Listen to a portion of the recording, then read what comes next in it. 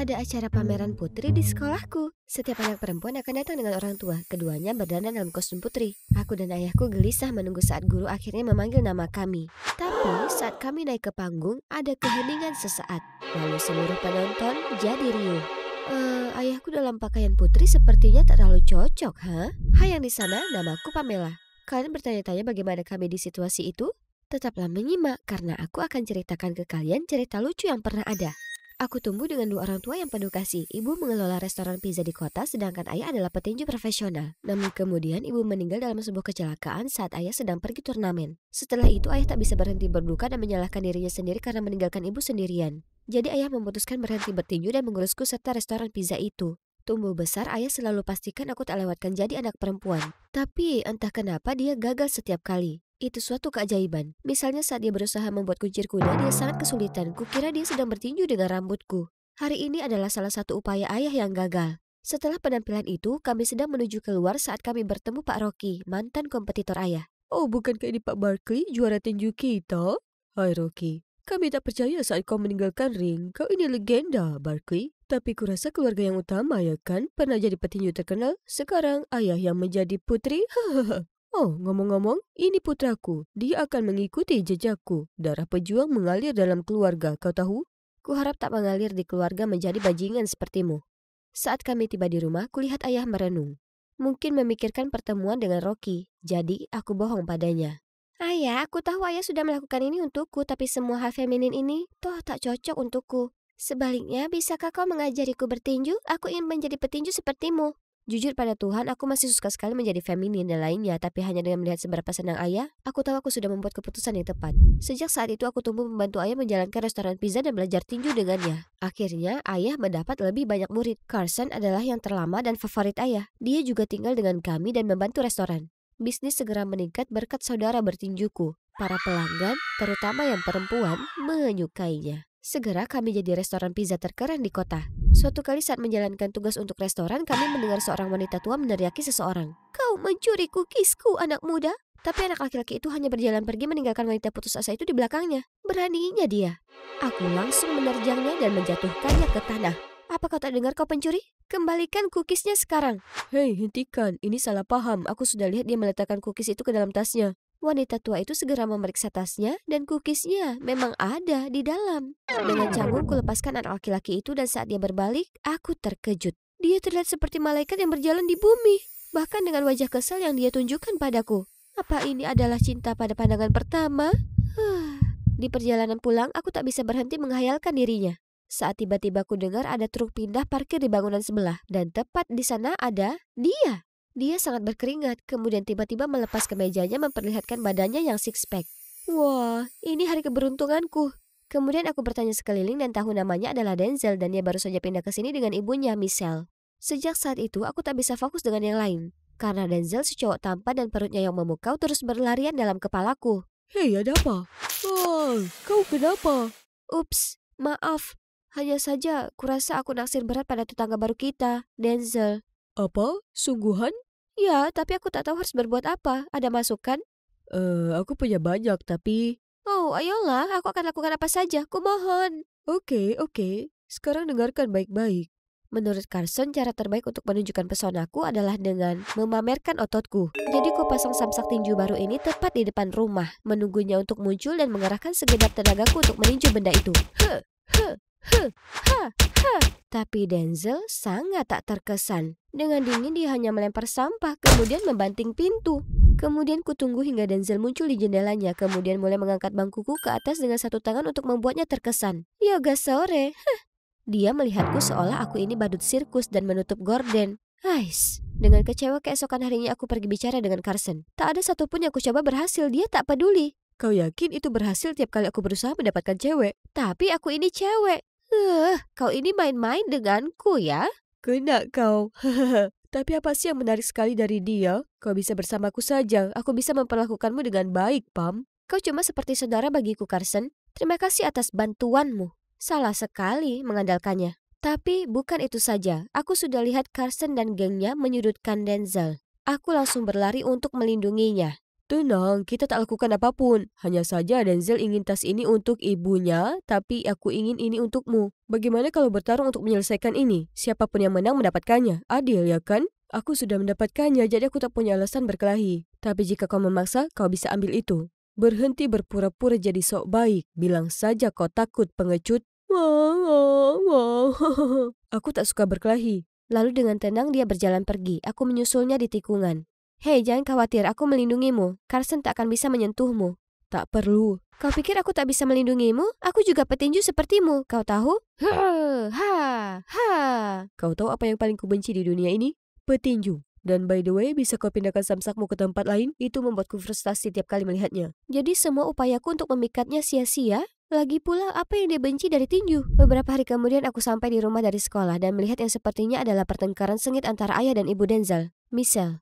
Aku datang untuk bertanya apa yang terjadi dan ternyata Michelle baru saja membuka restoran pizza baru dekat dengan milik keluargaku. Sekarang secara resmi dia menyaingi kami. Aku kehilangan pekerjaan di kota dan membuat pizza adalah satu-satunya pekerjaan yang pernah aku lakukan. Tapi kenapa di kota ini? Kenapa sangat dekat dengan restoran kami? Kami sebenarnya mewarisi tanah dari nenek Denzel. Dan aku tak sanggup pindah ke tempat lain lagi. Tapi percayalah padaku, aku tak bermaksud untuk bersaing dengan ayahmu. Begitu. Kenapa kau tak mampir makan cookies? Denzel bilang kau ada di kelas yang sama dengannya ya kan? Denzel menyebutku? Rasanya jelas canggung bersama Michelle. Tapi kalau aku bisa dekat lagi dengan Denzel, kenapa tidak? Setelah berada di dalam, aku langsung terkesan dengan rumah yang diurus oleh tangan seorang wanita. Tempatnya kecil tapi terasa sangat nyaman. Semua sangat teratur. Dan lihat semua hak tinggi ini. Wah, Pamela, kuperhatikan rambutnya cantik sekali. Boleh kutata? Sungguh? Silakan saja. Ayah biasanya menyuruhku memakai kerpus sepanjang waktu karena ia selalu mengacaukan rambutku. Rasanya menyenangkan menjadi anak perempuan lagi. Aku pulang ke rumah menganggap Michelle cukup baik dan mengingatkanku akan ibu. Jadi ku jelaskan ke ayah mencoba membuatnya tenang. Tapi sekali Carson berbisik sesuatu padanya, dia langsung memutuskan untuk menyatakan perang dengan Michelle. Ironisnya, restoran pizza Michelle segera menarik semua pengunjung karena Denzel dengan pakaian pelayan sungguh keren. Carson dan ayah sangat marah dan mereka memutuskan untuk mengerjai mereka, mulai dengan tanda restoran. Kemudian mereka menyebarkan rumor secara online bahwa Michelle tidak mencuci tangan setelah pergi ke kamar mandi dan langsung mengulin adonan. Carson pun berencana dengan ayah menyelinapkan tikus ke restoran Michelle untuk menakuti para pelanggan pergi. Tapi ku beritahu dia tepat waktu, jadi dia berhasil menghindari masalah. Sementara semakin lama aku bergaul dengan Michelle, kami semakin dekat. Kami belanja bersama, menyajikan kembali semua makanan favoritku yang biasa dibuat ibu. Dan dia bahkan mengajariku makeup. Pamela sangat cantik, ya kan Denzel? Apa aku berhalusinasi atau aku melihatnya baru saja tersipu? Suatu hari aku datang ke restoran Michelle setelah kelas, tapi tempatnya tak sesibuk biasanya. Dan Michelle terlihat sangat tertekan. Seseorang berpura-pura jadi aku dan posting review jahat online di restoran ayahmu. Dan orang-orang kota mengira itu aku. Mereka memutuskan memboikotku dan melaporkanku karena melakukan praktek bisnis tak sehat. Tapi aku bersumpah aku tak ada hubungannya. Merasa tak enak, aku berlari ke rumah menemui ayah. Tapi saat aku tiba, kulihat sekelebat sosok berpakaian hitam lari kabur dari Carson dan ayah. Kau pencuri, berhenti di sana. Tiba-tiba Denzel muncul di tempat pencuri itu menuju. Dia langsung menyandera Denzel. Jatuhkan dia. Tapi Denzel hanya berdiri di sana terpaku. Tepat di saat itu ada motor segera menghampiri. Pencuri itu segera mendorong Denzel menjauh, lompat ke sepeda motor kemudian kabur. Aku segera memeriksa Denzel tapi sepertinya dia terganggu lalu pergi. Kita bisa saja menangkap pencuri itu, dasar pengecut. Denzel terdiam mendengar kata-kata itu, kemudian membiarkannya dan berjalan pergi. Kemudian aku lega mengetahui kalau pencuri itu tak mencuri apapun dari rumah kami. Tapi Carson mulai bicara buruk soal Denzel lagi.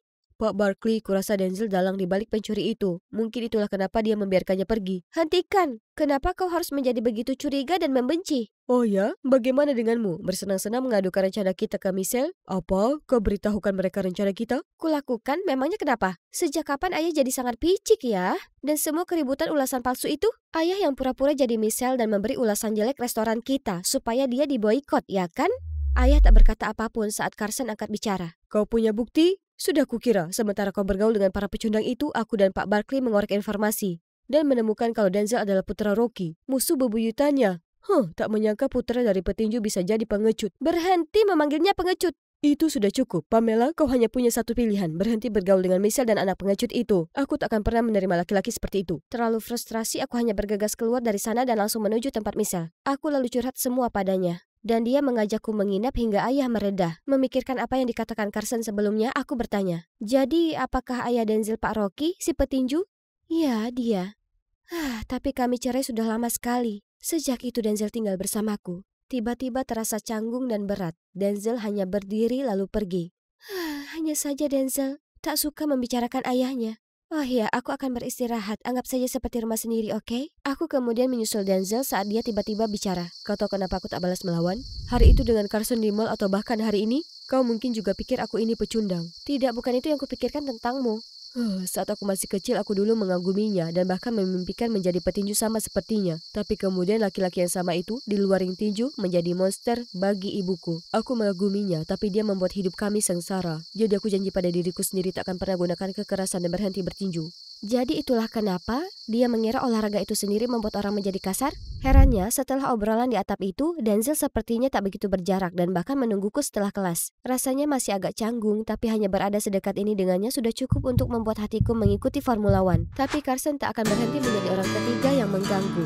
Legend, oh legend, the third real legend, always in the way. Dia mengikuti kami kemanapun dan orang-orang mulai menjuluki kami The Three Musketeers. Sementara prank dari ayah dan Carson mulai semakin serius. Truk-truk suplai Michelle terus dirusak dan kehilangan semua bahan makanannya di perjalanan. Michelle putus asa sementara Denzel menjadi sangat marah dan menyarankan agar dia mengambil bahan-bahannya sendiri. Aku sudah muak. Jadi sore itu saat ayah masih sibuk di restoran, aku mendatangi Carson. Itu kamu selama ini ya kan? Ayah tak akan bisa melakukan semua itu sendiri. Berkat kamu, Denzel harus bawa suplainya sendiri malam ini. Selalu Denzel. Bisa tidak percakapan kita lebih sedikit tentang pengecut itu dan lebih banyak tentang kau dan aku? Lalu mungkin aku bisa yakinkan Pak Barkley untuk berhenti. Di mimpi terliarmu. Bahkan kalau kau satu-satunya pria tersisa di bumi, aku lebih baik punah daripada kencan denganmu. Nah, itu seharusnya mengetuk akal sehatnya. Tapi kemudian di hari itu aku mendapat pesan dari Carson. Kalau kau ingin tahu siapa yang bertanggung jawab atas sabotasi itu, ikut ke pembuangan sampah. Oh, ngomong-ngomong, Denzel juga akan lewat kan? Mengantar bahan-bahannya dan lainnya. Apa yang dia rencanakan? Aku kirim pesan ke ayah untuk datang karena ini bisa menunjukkan padanya wajah asli Carson. Kemudian aku lari ke tempat pembuangan. Aku tiba melihat Carson berdiri di sana sendirian. Kau benar, itu aku selama ini yang memasukkan ulasan Michelle dan menyabotase truk suplainya. Aku sangat berusaha keras untuk mendapatkanmu, tapi kau hanya tertarik pada Denzel bodoh itu. Tapi sebentar lagi kau akan lihat kau pilih cowok yang salah. Apa yang kau lakukan? Dia mengikatku ke mobil meski aku sudah berusaha untuk membebaskan diri. Kemudian dia memasang sesuatu seperti jebakan. Sesaat kemudian kulihat Denzel membawa barang-barang di atas skuter hendak lewat. Tidak, Denzel, jangan! Dia berkendara lurus menuju jebakan, kehilangan kendali lalu terjatuh. Oh, buhu, apa itu sakit? Sayang sekali aku dan kau harus berkelahi di sini sekarang. Siapa yang menang dapat Pamela. Aku sudah bilang padamu aku tak berkelahi. Lihat Pamela, dia tidak tertarik. Kau begini untuk membuktikan satu hal? Kau tahu tidak? Tantangan diterima. Oh tidak. Dia langsung terjatuh dan sepertinya kakinya terluka. Carson langsung mengalahkan Denzel dengan mudah. Aku menjerit saat seseorang muncul di sebelahku. Ayah. Shh, kita lihat saja. Jiwa petinju sejati tak akan mudah mundur. Kemudian kulihat Denzel perlahan bangkit dan tiba-tiba memberikan Carson pukulan KO. Astaga naga, dari mana asalnya kekuatan yang muncul tiba-tiba itu? Aku langsung bergegas memeriksa Denzel, sementara ayah ke Carson. Aku mempercayaimu, tapi kau berani melakukan semua perbuatan kotor di belakangku. Kau tak pantas menjadi petinju sejati. Pergi dari hadapanku selamanya. Sekarang. Siapa yang pengecut sekarang, Kau bilang kau tak akan pernah berkelahi. Ayahku membuatku mengira kalau bertinju itu tindak kekerasan dan kekerasan adalah buruk. Tapi bukan, yang buruk itu menyalahgunakan kekerasan. Tak apa berkelahi untuk perjuangkan keadilan dalam hal ini, berkelahi untuk orang yang kusayangi. Maaf Denzel, aku salah terlalu cepat menilaimu. Kau sama sekali bukan pecundang. Itu benar, keberanian seorang pria tak hanya berasal dari otot atau keperkasaannya, tapi juga harus datang dari jiwanya. Hah? Apa aku salah? Wah, aku tak pernah mengira kau bisa sedewasa ini. Ayahku lalu pergi dan minta maaf ke Michelle karena mencederai bisnisnya, dan menyarankan mereka bersatu bersama dan membuka restoran pizza yang baru. Untungnya, Michelle tak masalah dan setuju. Setelahnya, Denzel memutuskan untuk kembali bertinju, dan yang terbaik dari semuanya, ayahku mengajari kami berdua. Oke, kalian berdua bisa berlatih sekarang. Aku harus pergi ke restoran untuk membantu Michelle. Dan kau tahu apa lagi? Aku dan Denzel akhirnya pacaran. Aduh, ini sakit sekali. Oh, aku minta maaf. Apa kau? Oh, kau dan tingkah anehmu. Itu memang sakit. Aku tak bercanda. Apa ini membantu? Aku mengangkat busur, sangat fokus. Targetnya tepat di depanku. Lihat aku menaklukkan. Tapi, kakek, yang itu pasti tepat sasaran. Aku cuma bercanda. Kamu menjadi sangat baik, Labu. Hai, aku Gina dan aku suka memanah. Kakekku satu-satunya keluargaku mengenalkanku pada olahraga ini. Dia selalu mendorongku untuk mengikuti kontes dan mengatakan bahwa aku mempunyai bakat. Tapi kompetisi sebenarnya bukan kesukaanku. Berbicara dengan orang asing sudah cukup menjadi tantangan bagiku. Tapi satu-satunya temanku Bailey cantik dan ceria. Kami sudah dekat sejak kecil hingga kami ke kota untuk sekolah SMA dan jadi teman sekamar. Kehidupan baruku menjanjikan kesenangan dan kegembiraan. Namun aku sering rindu kakekku dan sering menulis surat padanya. Kakek sayang, hidupku di sini luar biasa. Kamar asramanya bagus, bersih dan rapi dan setiap pagi, musik instrumental yang menenangkan dari speaker mengingatkanku pada saat-saat kita menikmati musik dan minum teh bersama di depan teras. Bailey, kecilkan! Dan apa yang akan kamu buat untuk mengatasi kekacauanmu? Astaga, ini kekacauan yang terorganisir. Tanyakan kepadaku apa saja dan aku dapat segera menemukannya. Ngomong-ngomong, ada pesta penyambutan untuk mahasiswa baru malam ini. Apa kamu mau ikut? Tidak, aku terlalu lelah. Ayo Gina, ini akan menyenangkan. Kamu juga akan mendapat beberapa teman baru. Itu cuma... Oke, kalau begitu tetap di sini. Aku pergi. Entah bagaimana aku merasa sedikit hampa. Aku tidak pernah menyadari bahwa Bailey dan aku begitu berbeda sampai saat ini. Bailey suka bersosialisasi dan bisa mendapatkan teman baru dengan mudah. Dan aku introvert dan pendiam. Aku tidak bisa terus seperti ini. Aku datang ke kota untuk mencari pengalaman. Jadi saat Bailey mengajakku pergi ke pameran sekolah, aku langsung menyetujuinya. Ketika hari itu tiba, ketika Bailey mengobrol dan cikikikan dengan siswa lain, aku, tanpa sadar, menghilang ke latar belakang. Karena sepertinya Bailey tidak menyadari ketidakhadiranku, aku memutuskan untuk melihat-lihat sendiri. Tiba-tiba sebuah teriakan mengagetkanku. Pencuri! Maling!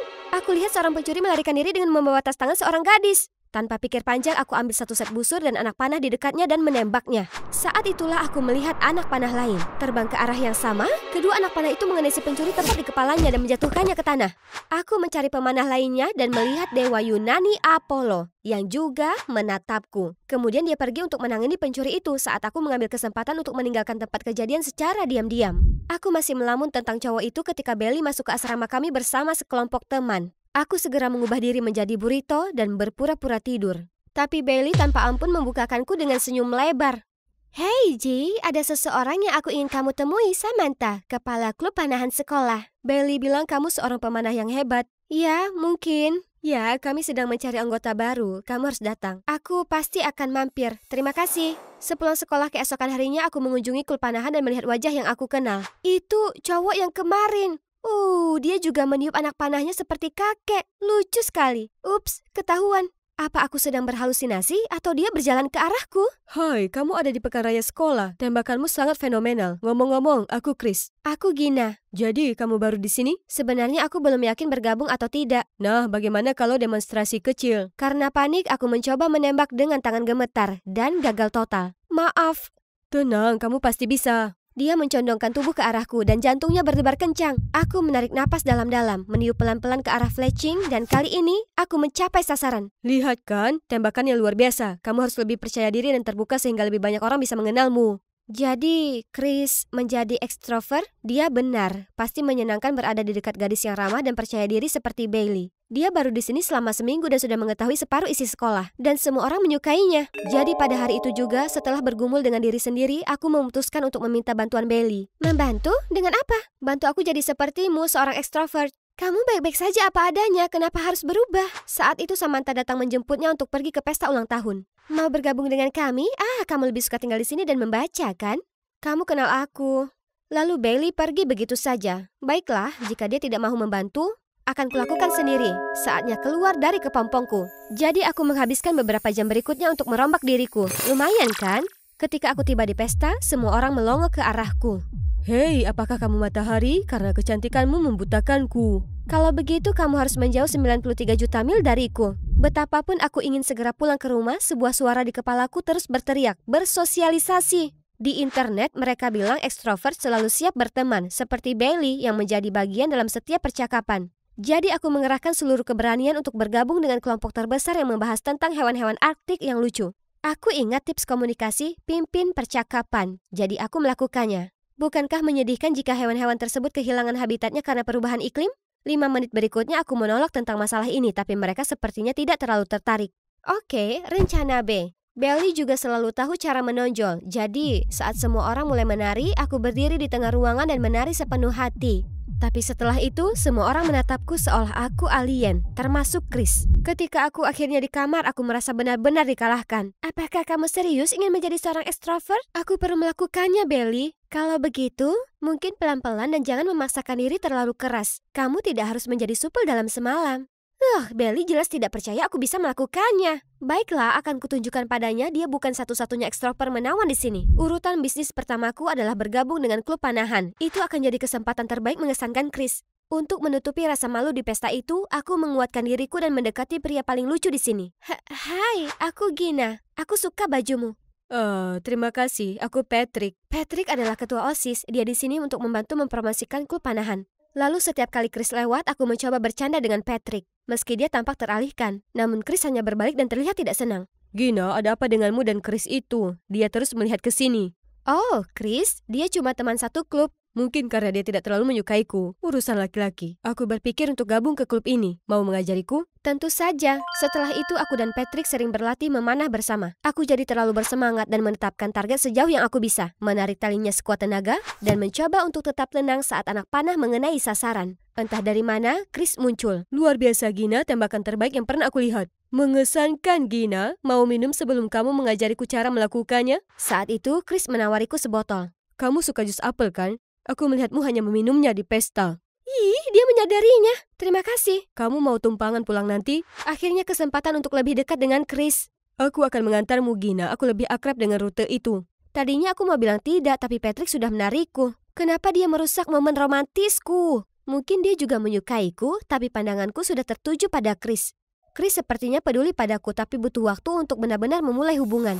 Semuanya berjalan pada tempatnya dan aku merasa menjadi lebih terbuka. Meskipun kadang aku jalan memutar atau sembunyi di kamar kecil menghindari obrolan ringan, segalanya dengan Chris berjalan baik. Tapi keesokan harinya aku melihat Belly dan Chris bergandengan tangan dan tertawa bahagia di jalan. Apa mereka berkencan? Lalu kenapa Chris tetap berharap padaku dan bersikap seolah dia peduli padaku? Semua usahaku sia-sia?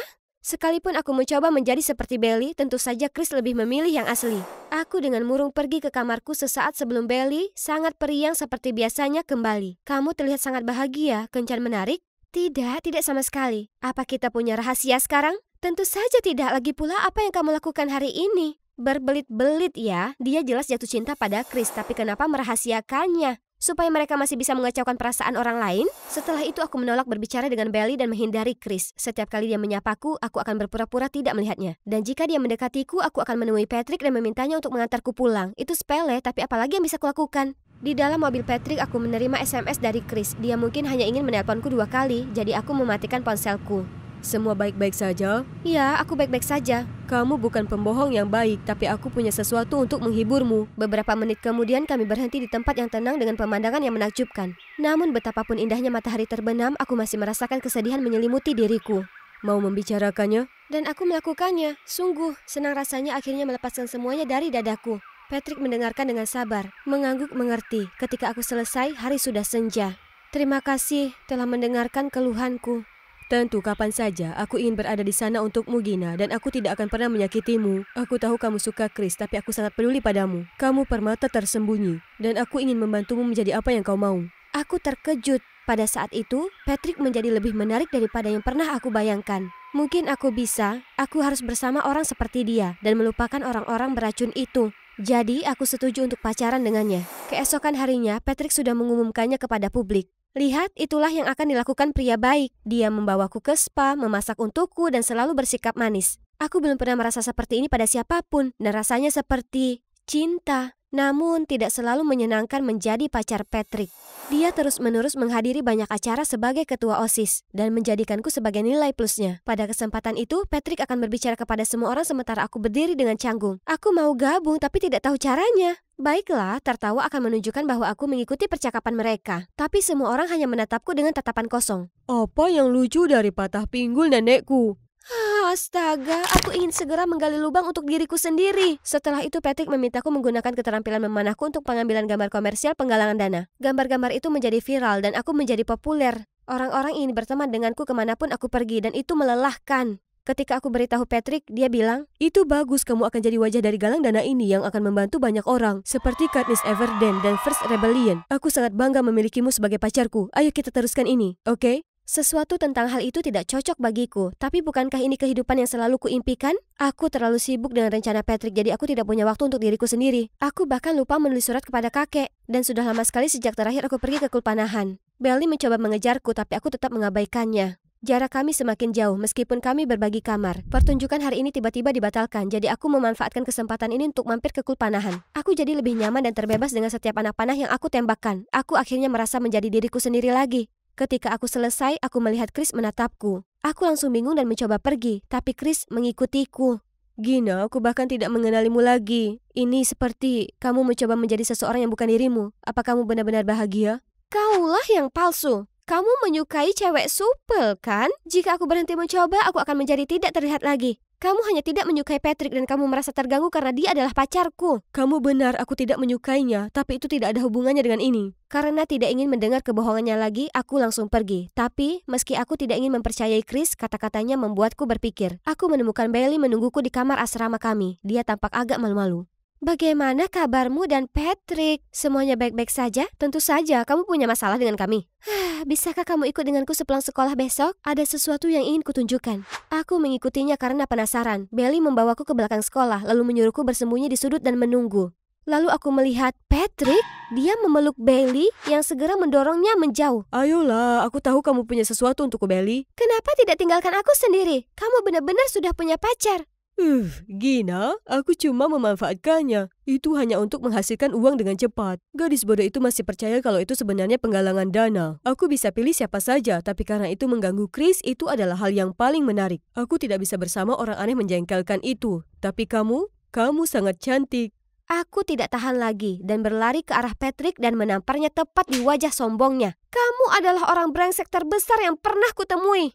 Kamu adalah pecundang terbesar yang pernah kutemui. Daya tarikmu seperti handuk. Melihatmu mempermalukan diri di depan semua temanku sungguh sangat menyedihkan. Tidak heran mereka menertawakanmu di belakangmu. Aku berlari sambil menangis saat Bailey memarahinya. Dia menyusulku tak lama kemudian. Aku minta maaf kamu jadi tahu dengan cara ini. Baru-baru ini Patrick mulai menggodaku. Aku tidak bisa pergi tanpa menunjukkan kepadamu sifatnya. Kamu bisa bilang begitu karena semua orang mencintaimu. Bahkan Chris pun memilihmu. Dan aku pikir aku punya kesempatan bersamanya. Ini sangat tidak adil. Orang tidak akan pernah melakukan introvert sepertiku seperti mereka memperlakukanmu. Tunggu, kamu menyukai Chris? Karena tidak punya tenaga lagi untuk marah, aku terjatuh sambil terisak-isak. Dengar, aku minta maaf karena menolak membantumu menjadi seorang ekstrovert. Alasannya, kamu sudah luar biasa, Gina. Sejak kita masih kecil, aku selalu mengagumimu. Kamu cerdas, sabar, dan tekun. Apa? Apakah kamu percaya padaku jika aku bilang aku ingin menjadi lebih sepertimu? Namun aku sadar bahwa introvert dan ekstrovert memiliki kelebihan masing-masing. Dan kita buat yang terbaik jika jadi diri sendiri. Itu sebabnya aku diriku sendiri. Dan kamu seharusnya menjadi dirimu sendiri. Aku menahan air mataku sebaik mungkin dan memeluk Bailey erat-erat. Aku minta maaf karena salah paham denganmu. Terima kasih telah memberitahuku. Aku kembali ke kamarku dan melihat surat dari kakek. Dia bertanya kabarku dan kenapa aku berhenti menulis surat padanya. Dia tahu hidup di lingkungan baru akan sulit, tapi selama aku memahami nilai diriku, aku bisa mengatasi segalanya. Dia menyelesaikan suratnya dengan mengatakan dia akan selalu mencintaiku tanpa syarat. Air mata menggenang di mataku. Tak lama setelah itu, Bailey kembali dengan semangat. Aku punya kejutan untukmu. Ketika kami sampai di luar, Chris sudah menunggu. Aku sangat malu dan bingung melihatnya.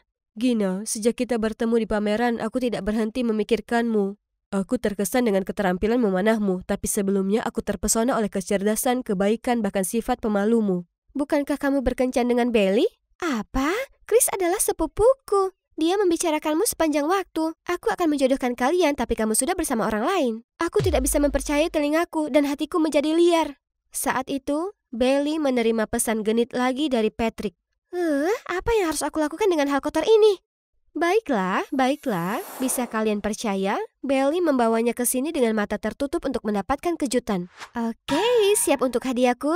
Patrick pasti terkejut melihatku membidik tepat ke arahnya. Sebaiknya kamu terangkan kecuranganmu. Itu tidak curang, kamu bahkan bukan pacarku. Kalah.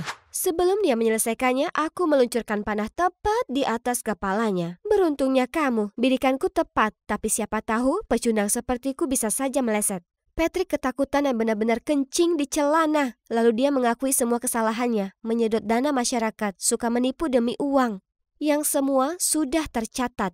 Segera setelah video itu diposting, Patrick diboikot dan kehilangan jabatan ketua OSIS. Dia harus pindah sekolah setelah seminggu.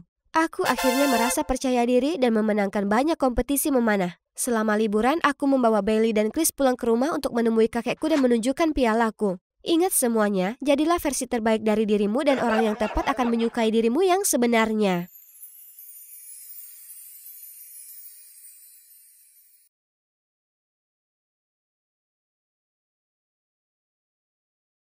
Hai, namaku Beatrice Legrand. Aku putri tunggal dari 2 ilmuwan roket terkenal di dunia.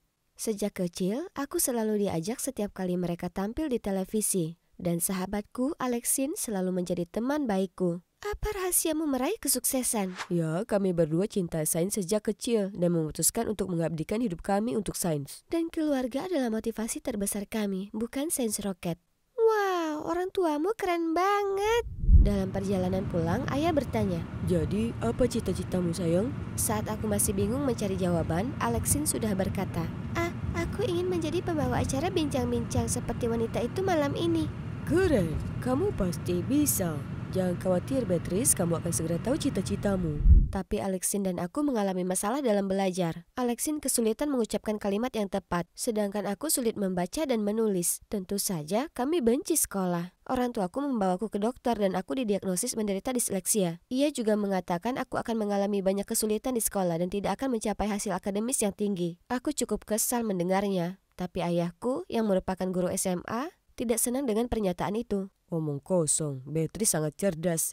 Disleksia atau tidak, ia akan berhasil dengan metode belajar yang tepat. Sejak saat itu, ayahku mulai membantuku dan Alexine belajar. Setiap kami selesai satu buku, ia akan memberi kami hadiah kecil. Ia juga memperkenalkan kami pada olahraga, seni, dan bahkan membawa kami ke tempat-tempat keren seperti museum, galeri, dan akuarium. Sejak aku melangkahkan kaki di akuarium, aku tahu tempat ini cocok untukku. Karena lumba-lumba. Lihat, ia mengikutiku. Aku langsung memberitahu orang tuaku kabar baik itu malam itu. Aku sudah menemukan passionku. Aku akan jadi ahli biologi kelautan saat aku dewasa. Tahun demi tahun berlalu dan sekolah tidak lagi menakutkan bagi kami. Berkat ayahku, aku sekarang menjadi yang terbaik di kelas dan unggul dalam pelajaran biologi. Disleksia tidak terlalu mempengaruhiku. Sementara itu, Alexine berhasil menghilangkan gagapnya dan jauh lebih percaya diri. Kami seperti Superman dan Batman, selalu berdampingan untuk meraih impian kami. Profesor Coleman, tolong ceritakan lebih lanjut tentang penelitian terbarumu.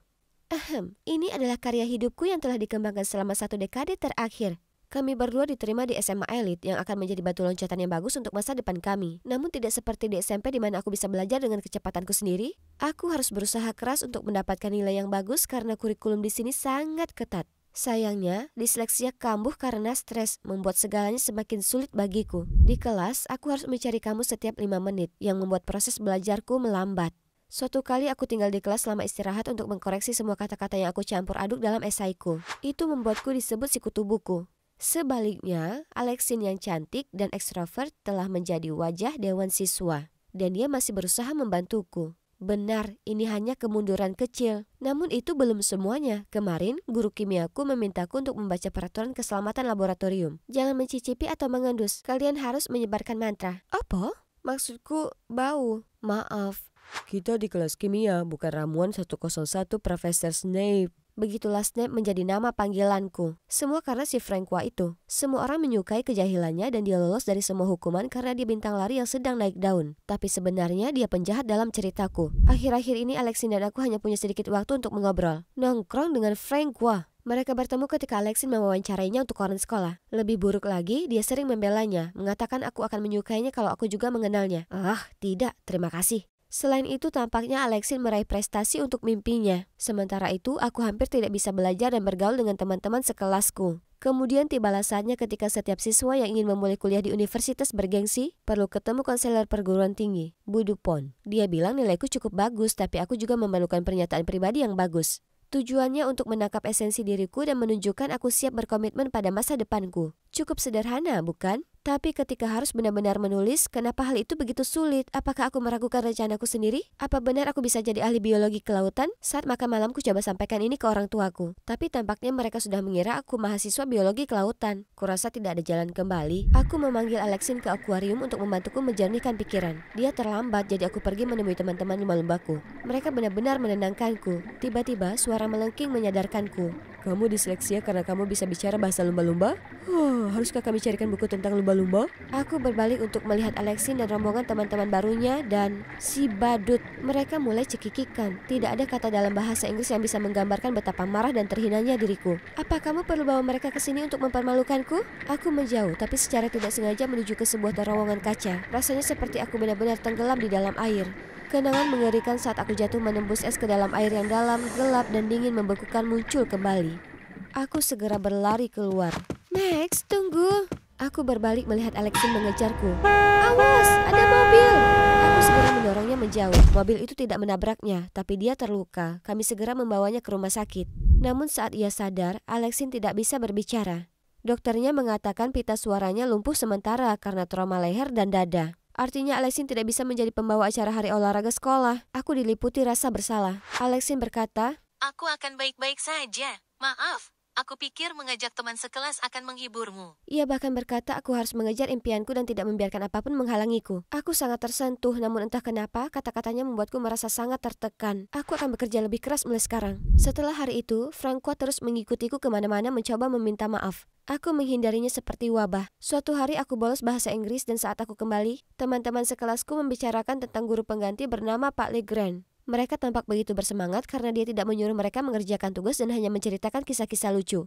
Hah? Nama itu mengingatkanku. Dan kemudian kecurigaanku terbukti saat aku melihat kakekku tampak marah dan kecewa setelah pulang sekolah. Aku jelas pulang ke rumah dalam keadaan badai yang hebat, tapi itu tidak masalah. Kugunakan kesempatan ini mencurahkan isi hatiku tentang betapa melelahkannya sekolah. Betapa menyebalkannya diganggu oleh orang tolol sepanjang waktu sementara sahabatku tidak ada di sampingku. Anehnya, kakek mendengarkan dengan penuh perhatian, lalu berkata bahwa dia akan mengurusnya. Beberapa hari kemudian dia mengungkapkan bahwa caranya menanganinya membuatku menjadi guru les si tolol itu. Ide terburuk yang pernah ada. Meskipun Pop-Pop menjamin badut itu akan bekerja denganku, aku tetap ingin mencium atlet itu dengan pukulan ke atas. Aku ke Alexin berpikir dia akan membantuku. Tanpa diduga, Alexin juga menyuruhku untuk memberinya kesempatan. Lalu aku mungkin melihat sisi baiknya juga. Tepat pada saat itu, si idiot itu muncul dengan Nintendo Switch. Sungguh tidak dewasa, itu isyarat bagiku untuk pergi. Setelah pelajaran pertama, aku menyadari metode pengajaran biasa apapun tidak akan pernah bisa menarik perhatian si bodoh ini. Tapi aku tidak bisa nyerah gitu aja. Orang tuaku mengajari tidak ada siswa yang buruk. Baiklah, aku akan temukan cara yang tepat untuknya belajar. Jadi, aku menunjukkan kepadanya video YouTube tentang biologi agar dia tetap fokus, mengajarinya lagu tabel periodik, dan bicara sejarah dunia dengan bahasanya. Pada tahun 1914 setelah Archduke Austria meninggal, Austria-Hungaria menyatakan perang terhadap Serbia. Dan Rusia seperti, jangan banyak bicara, kami akan menangkapmu. Kemudian Jerman ingin menjadi karakter utama dan mengobarkan perang ketika tidak ada yang memintanya. Jadi, maksudmu Perang Dunia Pertama dimulai terutama karena Kekaisaran Jerman ditekan untuk menjadi yang terbaik? Iya, saudaraku. Setelah beberapa waktu, nilai Francois naik dari D dan F menjadi C dan B. Sementara aku tidak perlu lagi belajar keras seperti sebelumnya karena mempersiapkan pelajaran untuknya membantuku mengingat semuanya secara alami. Belajar tiba-tiba tidak begitu sulit lagi, dan mungkin Alex benar, orang ini ternyata tidak seburuk itu. Suatu sore, Francois berbagi kabar baik. Hei, lomba lariku lancar. Terima kasih membantuku memperbaiki nilaiku. Kalau tidak, aku didiskualifikasi. Ayo kita rayakan. Selamat, kita tidak bisa merayakannya tanpa Alexin. Kudengar dia baru saja kembali dari rumah sakit. Ayo ke tempatnya dan bersenang-senang. Tapi jangan berlebihan. Francois dengan semangat bicara tentang prestasinya yang hebat, sementara aku memberitahu Alexin bahwa kami sudah akur. Namun Alexin tampak tidak bersemangat. Kemudian dia dengan dingin meminta kami untuk pergi. Kami berdua sangat bingung. Aku bertanya kepada ibu Alexin dan mengetahui bahwa sebagian besar lukanya telah sembuh kecuali pita suaranya. Dia sedang menjalani perawatan, tapi dokternya tidak yakin berapa lama waktu yang dibutuhkan untuk bisa berbicara lagi. Gadis malang. Tiba-tiba Alexin keluar untuk meletakkan selembar kertas di tanganku lalu melarikan diri. Dalam perjalanan pulang aku membaca, "Ini semua salahmu. Jika kamu tidak lari, semua ini tidak akan terjadi. Aku lebih baik tertabrak mobil, itu hanya akan membuat lenganku patah. Kamulah yang membunuh impianku." Itukah perasaan Alexin yang sebenarnya? Kata-katanya sangat menyakitkan. Ketika Alexin kembali ke atas, dia tidak berbicara dengan siapapun dan tentu saja menghindariku dan Francois. Suatu kali saat istirahat, Budupon datang menemuiku dan memuji pencapaian pribadiku. Dia berkata jika aku mempertahankan nilaiku, aku akan berhasil meraihnya. Itu berarti esaiku tidak sepenting seperti yang aku kira, bukan? Francois sangat senang untukku, namun aku melihat Alexin melotot dari sudut mataku dan langsung memberi isyarat kepada Francois untuk tidak terlalu senang. Saat makan siang dia bertanya apa aku kesal karena Alexin. Tidak juga, dia akan lebih bersemangat setelah sembuh. Jadi, kenapa dia berwajah murung? Bukankah Budupon bilang kamu memiliki masa depan yang cerah? Aku tidak yakin lagi. Aku membuat diriku terlihat seperti seseorang yang benar-benar berkomitmen pada biologi laut dalam esaiku. Namun jauh di lubuk hati aku merasa seperti berbohong. Aku bahkan tidak bisa mendekati air setelah jatuh menembus es sekali itu. Tiba-tiba aku merasa tenggorokanku tertutup dan mataku berair. Aku secara naluriah berdiri pergi tanpa mengucapkan sepatah kata pun. Aku ingin membicarakan hal ini dengan ibuku segera setelah aku tiba di rumah. Namun aku tiba di tengah-tengah percakapannya dengan Ibu Alexin. Ia memberi kami kabar baik. Terapi suara berhasil dan Alexin kini dapat bicara. Itu luar biasa. Ibu Alexin berkata ia menungguku di taman, jadi aku langsung pergi ke sana. Di taman, aku melihat Alexin berdiri di tepi kolam. Syukurlah kamu bisa bicara lagi. Aku selalu tahu kamu akan pulih demi mimpimu. Mimpiku? Sudah berubah jadi abu. Lalu Alexin memberitahuku bahwa meskipun dia bisa bicara lagi, suaranya yang lembut tidak bisa kembali. Oh tidak, aku mati rasa di dalam hati dan berusaha sekuat tenaga untuk menghiburnya. Aku masih percaya dia bisa mengatasi ini dan mendapatkan kembali suaranya seperti dia mengatasi gagapnya. Gampang bagimu untuk mengatakannya. Apa kamu tahu bagaimana rasanya ada setan di tenggorokanmu? Aku bahkan tidak mengenali diriku sendiri lagi. Tidak, kamu masih bisa. Bagaimana denganmu? Bisakah kamu mengatasi rasa takutmu untuk meraih mimpimu? Ayo sekarang, lakukan. Dengan setiap baris, Alexin melangkah maju, mendorongku lebih dekat ke tepi hingga hanya ada beberapa inci antara aku dan air. Teruskan, ini demi mimpimu. Apa yang kamu takutkan? Alexin melangkah satu langkah lagi dan aku jatuh ke dalam kolam. Trauma menguasai diriku. Aku panik, mengira ini sudah berakhir. Lalu, seseorang menarikku keluar. Francois! Kau gila, dia bisa saja mati. Alexin berlari sambil menangis. Jangan membentaknya, aku seharusnya tidak mengorek lukanya. Lagi pula ini seharusnya jadi latihan saat aku menjadi ahli biologi laut. Serius? Apa kau hanya menakut-nakuti dirimu sendiri? Keluargaku berharap banyak padaku. Jika aku menyerah pada mimpiku karena kecelakaan kecil saat aku berusia 13 tahun, aku hanya bisa menyalahkan diriku sendiri. Mimpikan ini, mimpikan itu. Kau yakin itu yang benar-benar ingin kau lakukan? Bukan mimpi gadis usia 6 tahun? Kata-kata Francois membuatku terbangun. Memang benar. Aku tidak lagi menikmati belajar seperti saat aku belajar dengan papap. Setiap usaha yang aku lakukan baru-baru ini hanya untuk mimpi yang tidak masuk akal yang bahkan aku tidak yakin apakah aku menginginkannya lagi. Aku tidak ingin mengecewakan orang tuaku, tapi aku tidak bisa terus berjuang seperti ini selama sisa hidupku. Tapi aku telah berpegang teguh pada mimpi ini begitu lama dan bekerja keras untuk itu. Apa yang harus aku lakukan jika aku menyerah? Kamu akan temukan jawabannya, lakukan perlahan. Aku dulu main sepak bola dan yakin aku akan menjadi pemain hebat. Kemudian satu titik aku sadar itu bukan yang aku sukai, jadi aku berhenti. Dan setelah coba banyak hal yang berbeda, aku jatuh cinta dengan trek. Perubahan bukanlah akhir dunia. Aku tidak percaya butuh waktu selama ini untuk sadar terlalu dini bagiku untuk berkomitmen. Tapi bagaimana jika aku tidak pernah menemukan tujuan akhir hidupku? Apa aku hanya membuang-buang waktu? Ya ampun, santai saja. Kamu membuat seseorang sepertiku yang tidak peduli dengan sekolah benar-benar menikmati belajar. Kamu menjalani hidup dan memberikan kebaikan bagi dunia. Tidak ada waktu yang terbuang. Tidak perlu jadi Martin Scorsese. Maksudmu ahli biologi laut, kan? Tapi terima kasih, aku butuh itu. Aku pulang ke rumah dan melihat Alexin menangis di hadapan orang tuaku yang sangat khawatir. Ibu langsung memelukku ketika melihatku basah kuyup. Alexin sudah menceritakan semuanya. Kenapa kamu tidak bilang? Kami sangat bangga padamu dan tidak ada yang bisa menghentikan kita. Jadi Alexin sudah bilang aku takut air akibat kecelakaan ketika aku 13 tahun dan betapa keras aku berusaha mengatasinya demi impian masa kecilku. Sangat sulit bagiku membicarakannya karena aku tidak bisa mengakui pada diri sendiri bahwa kecelakaan itu meninggalkan bekas luka pada diriku. Jadi aku memendam rasa sakitku selama ini. Menceritakannya kepada orang tuaku sekarang benar-benar terasa melegakan. Untungnya mereka sangat pengertian dan memberiku waktu untuk menemukan panggilan hidupku yang sebenarnya. Mengenai Alexin, maafkan aku sangat frustrasi dengan diriku sendiri sehingga aku menyalahkanmu. Itu bukan salahmu. Ternyata ketika Alexin kabur, dia bersembunyi di balik semak-semak di dekatnya dan mendengar percakapanku dengan Francois. Pandangannya yang sangat bijaksana juga menyentuh hatinya. Alexin berkata dia akan terus menjalani terapi selama yang dibutuhkan. Ya, aku percaya padamu. Jika terapi suara tidak berhasil, menjadi bintang rock heavy metal tidak terdengar terlalu buruk.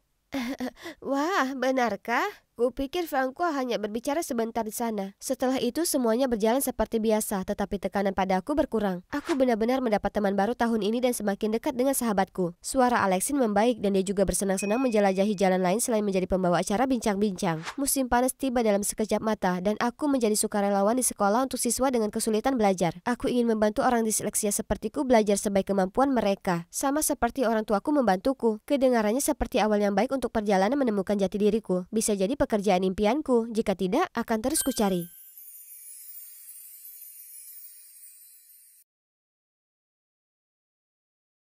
Hey, selamat datang di gerai kopiku di Pasar Loak, Felton High. Tunggu sebentar, aku perlu menambahkan sentuhan akhir pada latte ini. Sempurna. Teman-teman, coba ini. Ini adalah minuman spesial yang aku buat untuk merayakan 2 bulan jadian kami yang FYI adalah hari ini. Romantis banget. Apa nama minuman ini? Kayaknya Patrick yang harus menamainya. Kita bisa menamainya muntahan Paige. Karena ini mengingatkanku saat kita berusia 5 tahun dan kamu muntah di belakang mobil ibuku saat perjalanan kita. Hahaha. Hentikan, aku tidak bercanda. Aku juga tidak. Itu salah satu kenangan favoritku karena saat itulah aku jatuh cinta padamu. Atau bagaimana dengan, mengapa semua hal harus menjadi lelucon bagimu? Pergi saja, kita putus. Maaf tentang itu. Aku Paige dan semua orang memanggilku si sempurna Paige. Karena, ya, semua hal tentangku sempurna. Dan itu semua berkat orang tuaku. Ayahku direktur rumah sakit dan ibuku rektor universitas. Mereka berdua sangat hebat dalam pekerjaan mereka, mengurus urusan keluarga, tidak pernah bertengkar, dan selalu tersenyum. Dan aku cantik, pintar, dan punya beberapa bakat seperti membuat minuman. Mimpiku adalah menjalankan kedai kopi sendiri, sebagai sampingan dari pekerjaan impian di stasiun TV nasional yang pasti akan aku dapatkan. Kemudian aku pulang ke rumah bersama pacar impianku yang merupakan pria sempurna yang bisa kuandalkan. Dan kami akan memiliki kisah cinta yang sempurna seperti orang tuaku. Lalu mengapa aku memilih pria lucu sebagai pacarku? Kalian bertanya? Sebelum dia menjadi mantan pacarku sekarang, Patrick adalah teman dekatku sejak kecil. Kami tinggal di lingkungan yang sama dan saat itu adalah pesta ulang tahun temanku Doris. Tetapi dia membuat syarat konyol bahwa semua gadis harus membawa seorang pria. Tolonglah. Ini terdengar konyol jadi aku mengira itu hanya lelucon dan datang sendirian. Hanya saja semua orang membawa pasangannya. Paige, berhenti pilih-pilih dan berikan kesempatan seorang pria. Bagaimana dengan sahabatmu Patrick? Dia baik, pintar, jago basket, dan cukup tampan, kan? Tidak. Kami sudah lama berteman. Dia baik-baik saja, kurasa. Tapi itu tidak cukup. Tidak ada seorang pun di planet ini yang bisa memenuhi standar tinggimu yang konyol. Dia yang terbaik yang akan kamu dapatkan dan lihatlah, dia juga sangat lucu. Sifat humor Patrick sejauh ini adalah sifatnya yang paling menjengkelkan. Baiklah si sempurna Paige, kamu cuma perlu datang ke pesta sendirian. Dan aku ragu itu adalah hal yang sempurna untuk dilakukan. Aku rasa kata-kata Doris terngiang di pikiranku karena ketika Patrick mengantarku pulang, aku tanpa sengaja berkata, "Hei, semisal kita berdua masih lajang setelah usia 17 tahun, ayo kita pacaran." Kemudian tahun sekolahku yang sempurna akan berakhir dengan malam pesta yang sempurna dengan kekasih SMA-ku seperti film komedi romantis. Hah? Kamu terlalu banyak makan gula atau apa?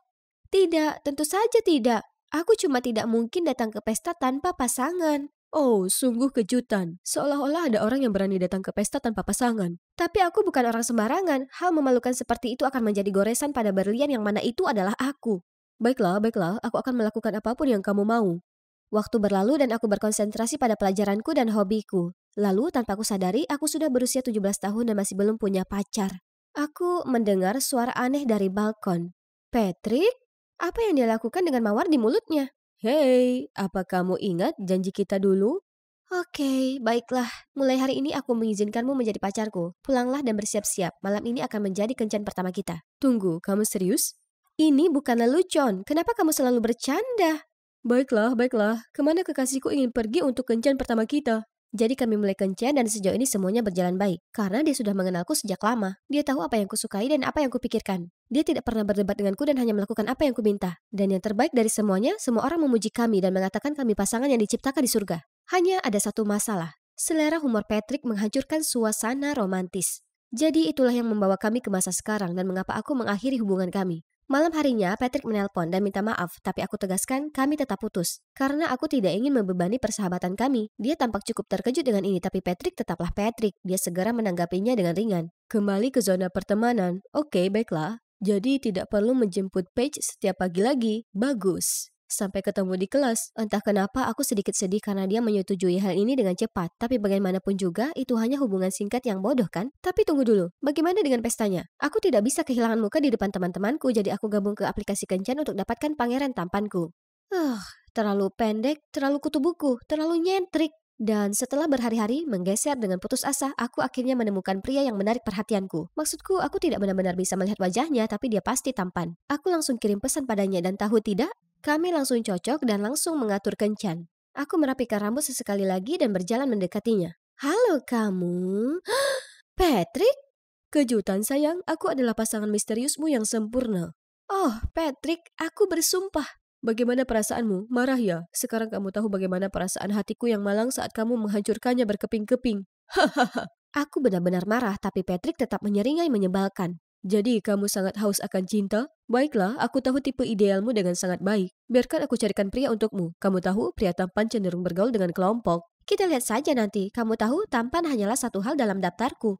Kandidat pertama adalah seorang pria bernama Bevis, kapten tim basket. Kami mulai berbicara dan berjalan cukup baik hingga dia mengundangku untuk menonton pertandingannya. Dia bahkan mengedipkan mata padaku sebelum mencetak lemparan 3 poin sempurna. Semua pandangan cemburu tertuju padaku. Sepertinya Patrick benar-benar menemukan pasangan yang bagus untukku. Awalnya ini cukup keren, tapi tak lama kemudian, semua surat cinta dan hadiah yang diterima Bevis mulai terasa mengganggu. Hal terburuknya, dia menerima semuanya. Dia tampaknya sama sekali tidak setia. Selain itu, nilainya sangat jelek dan dia selalu berkeringat. Kandidat pertama ini tidak lolos.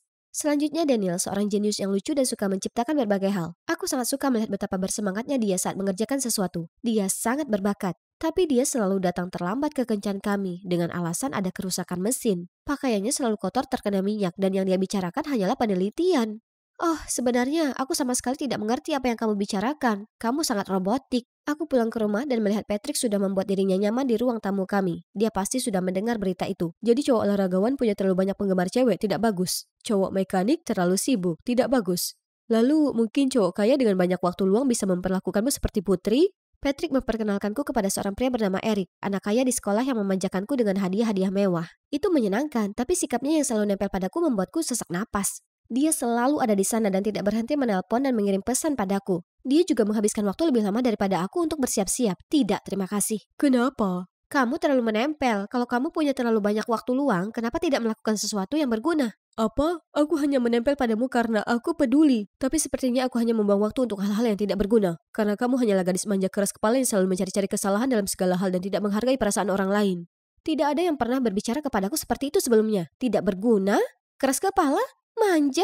Kata-kata Eric masih terngiang-ngiang di kepalaku saat aku berjalan pulang, lalu aku melihat Patrick mendekat. Ada apa? Siapa yang membuatmu marah kali ini? Apakah Eric? Kekurangannya adalah terlalu kaya, ya kan? Bukan Eric, itu kamu. Kamu sengaja menjodohkanku dengan orang-orang aneh itu, bukan? Apa maksudmu? Aku hanya memilihkan pria yang paling cocok untukmu. Tidak, mereka tidak cocok. Aku rasa kamu sama sekali tidak mengerti aku. Oh, begitu? Seberapa baik kamu mengerti aku kalau begitu? Kalau kamu percaya diri, coba carikan aku pacar yang ideal. Oke, mungkin dengan begitu kamu akan berhenti menggangguku. Ternyata mencari pacar untuk Patrick lebih sulit dari yang kubayangkan. Dia sangat ramah dengan semua orang. Aku benar-benar tidak tahu tipe wanita seperti apa yang dia suka. Terserahlah, toh dia juga tidak berusaha mencari pria yang baik untukku. Jadi aku hanya akan membalas budi. Tidak, tidak, tidak. Oh, Nina, aku kenal dia. Gadis seksi yang penuh skandal dan selalu dandan berlebihan seperti patung lilin.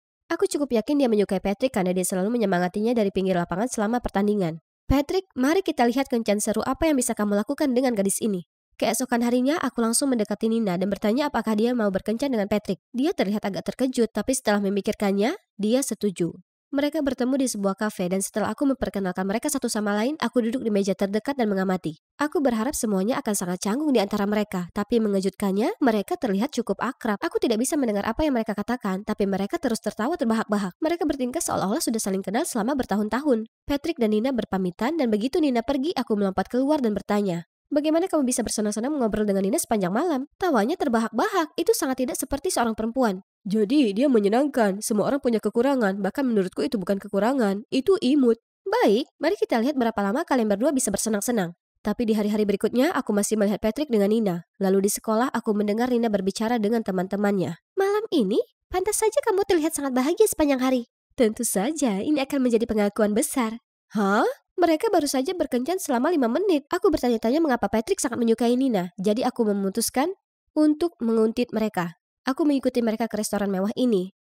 Sungguh memalukan. Siapa yang mengira si sempurna Paige akan melakukan hal seperti ini? Tapi tak ada jalan kembali sekarang. Mereka bicara sebentar, lalu Patrick pergi menjawab telepon. Aku pikir dia akan merencanakan pengakuannya atau sesuatu. Tapi kemudian mengejutkannya, seorang pria masuk dan duduk dengan lengannya melingkari Nina. Itu Bevis. Apa? Bagaimana mereka bisa sangat tidak tahu malu? Aku cepat-cepat berlari mencari Patrick yang sedang bersantai di pojokan, jadi aku segera menariknya kembali ke meja. Lihat, kau diselingkuhi. Diselingkuhi? Apa maksudmu? Gadis yang telah menempel padamu selama berhari-hari telah menggoda rekan timmu. Tolong berhentilah bersikap bodoh. Nina hanya temanku. Dia menyukai Bevis, bukan aku. Nina jelas menyukaimu. Dia mengikuti setiap pertandingan. Bagaimana mungkin dia tiba-tiba beralih ke Bevis? Kamu harusnya membelaku, bukan orang asing sepertinya. Apa kamu lupa Patrick dan aku rekan satu tim? Nina sebenarnya ada di sana untukku. Aku setuju bertemu Patrick hanya karena aku ingin memintanya berbicara dengan Bevis untukku. Maaf telah membuatmu bingung. Cemberut bulldog apa ini? Kita baru saja berhasil menjodohkan pasangan. Ayo pergi, beri sejoli ini ruang pribadi. Sepertinya kamu harus mencarikanku gadis lain. Jangan bertingkah seolah kita dekat. Aku tidak mau teman yang sembrono dan tidak berperasaan sepertimu. Kamu yang tidak berperasaan. Kamu membuat kekacauan dengan standar konyolmu dan berharap orang lain mengikuti semuanya. Lalu bertindak seperti korban? Kamu tidak lihat bagaimana Patrick adalah korban sebenarnya di sini? Dia penuhi kebutuhanmu yang tidak masuk akal, bahkan membantu mendapatkan pacar. Tapi kamu perlakukannya seperti sampah. Paige yang egois. Kamu tidak sesempurna yang kamu kira. Apa? Apa yang kamu tahu? Lagi pula kamu cuma seorang gadis plastik. Ya, aku mungkin plastik, tapi setidaknya aku menyadari kekuranganku dan berusaha memperbaikinya, tidak sepertimu. Kamu menyebut dirimu berlian, padahal sebenarnya kamu hanya batu kerikil yang konyol. Apakah benar ini yang orang pikirkan tentangku? Aku tidak percaya ada orang yang menggambarkanku dengan kata-kata sejelek itu. Aku berlari pulang dan mengurung diri di kamarku.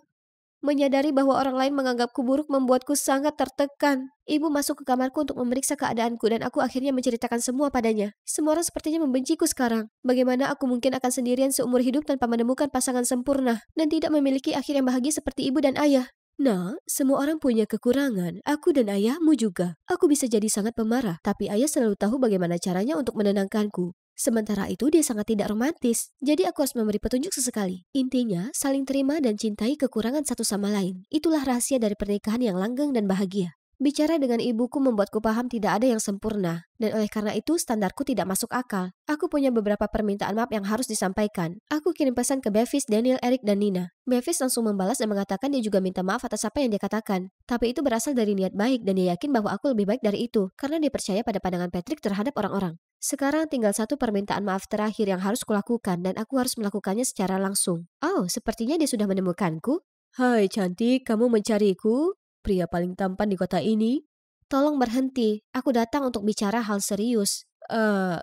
Aku juga datang untuk menemuimu. Percayalah, aku tidak sengaja menjodohkanmu dengan pria-pria konyol itu. Aku sama sekali tidak ingin menyakitimu. Karena aku menyukaimu, Paige. Sungguh. Sejak kapan? Aku pikir kita hanya berteman baik. Sejak kita mulai berkencan, awalnya aku hanya mengikutinya, tapi lama-kelamaan aku merasa punya perasaan nyata untukmu. Aku sangat menyesal telah membuatmu kesulitan. Berada di dekatmu membuat kepalaku kacau. Aku selalu bercanda hanya karena ingin membuatmu tersenyum, tapi ternyata kamu tidak merasakan hal yang sama. Aku akan berusaha menguranginya mulai sekarang. Tidak, aku juga minta maaf. Kamu tidak perlu mengubah apapun untukku. Bagaimanapun juga, itulah dirimu yang sebenarnya. Aku benar-benar telah belajar sekarang. Tidak ada orang yang sempurna. Dan justru cara orang melengkapi ketidaksempurnaan satu sama lain dengan perbedaan kepribadian merekalah yang mempererat hubungan. Dan mungkin menjadi sempurna adalah ketidaksempurnaanku. Jadi sekarang kamu punya izin untuk mengimbanginya dengan ketidakseriusanmu yang menjengkelkan. Jadi, sampai di mana kita sebagai pasangan? Oh benar, muntahan Paige. Haruskah kita pulang dan membuat minuman khas itu lagi? Bercanda.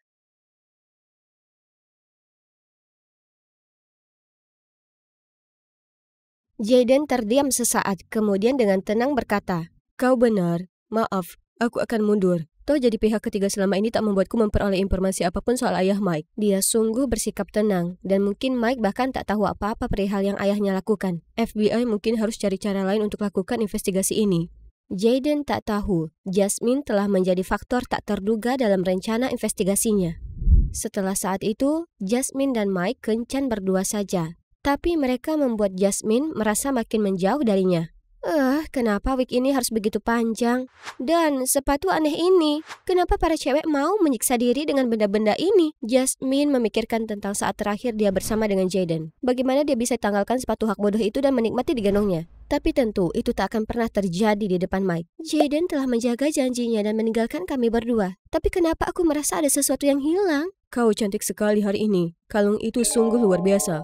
Iya, aku dapat dari lemari antik ayahku pagi ini. Tebakanku ini dulu milik seorang ratu Mesir kuno. Ayahku punya banyak sekali barang ini. Oh, benarkah? Bagaimana mungkin? Ya, ia punya minat besar mengoleksi barang antik dan telah memenuhi seluruh rumah kami dengan berbagai macam barang. Menarik. Saat itu, Mike tahu pasti apa yang harus dilakukan berikutnya pada Jasmine yang kaya dan naif, sementara dia masih saja sama sekali tak menyadarinya. Malam itu, Jasmine sulit tidur. Dia penasaran bagaimana Jayden bisa lenyap begitu saja.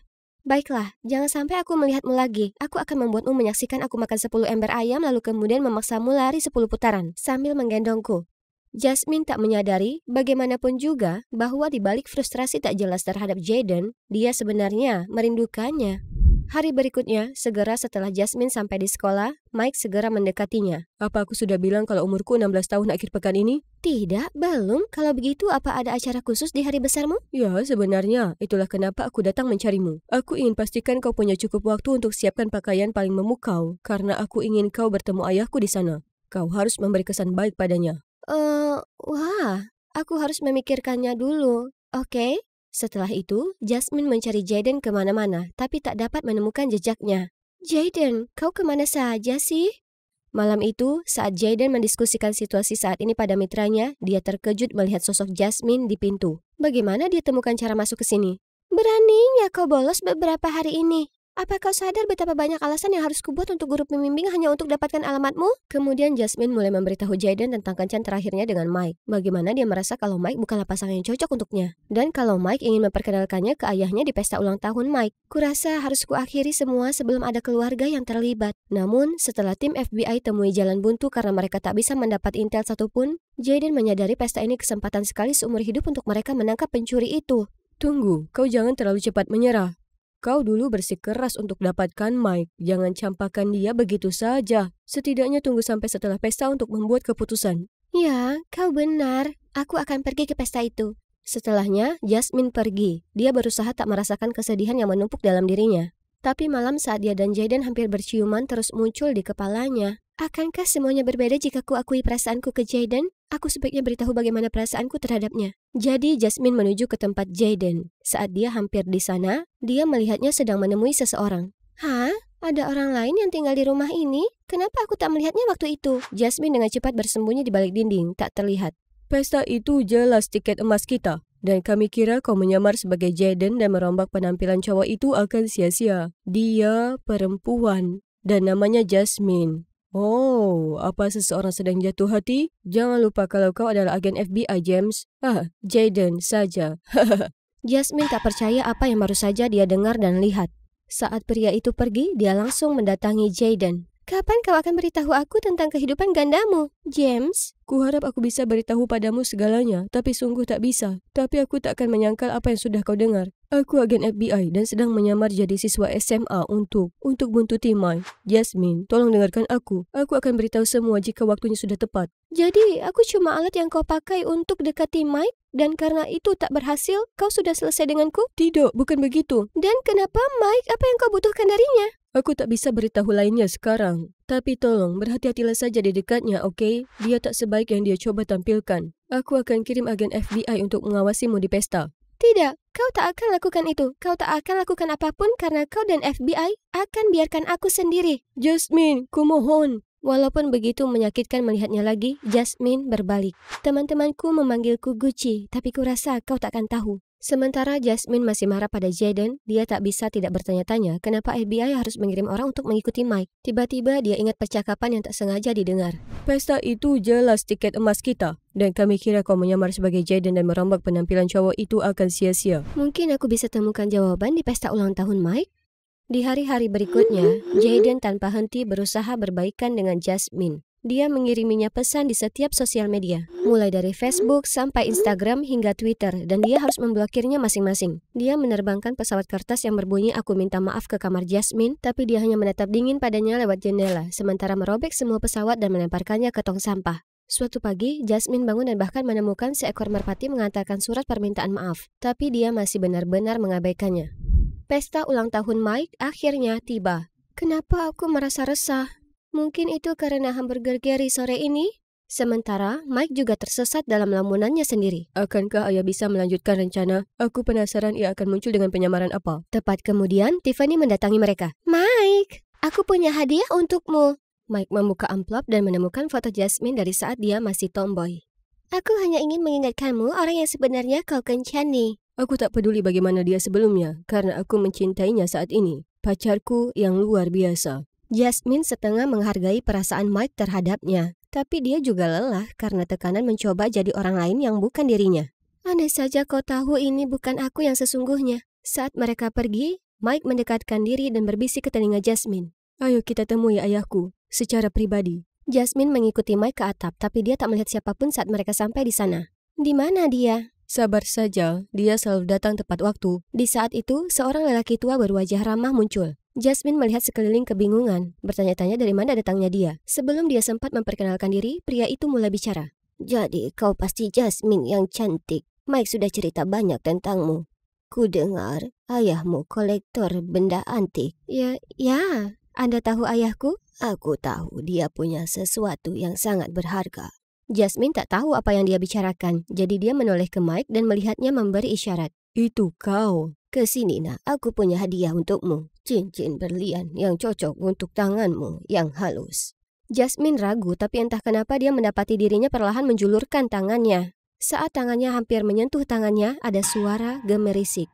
Tikus! Tiba-tiba, ada ledakan besar dan asap mengepul di udara. Jasmine terjatuh ke lantai, tak sadarkan diri. Jaden merangsek masuk dan melihat ayah Mike menghilang dalam asap saat mereka kabur. Pikirannya menyuruhnya untuk mengejar mereka, tapi melihat Jasmine tergeletak di bawah, dia langsung berlari ke Jasmine dan membopongnya keluar dari sana. Jasmine tersadar dan melihat ayah dan 3 saudara laki-lakinya dengan cemas berdiri mengelilingi. Lewat aksen mereka, dia tahu kalau pesan acak telah dikirimkan ke ayahnya kemarin malam.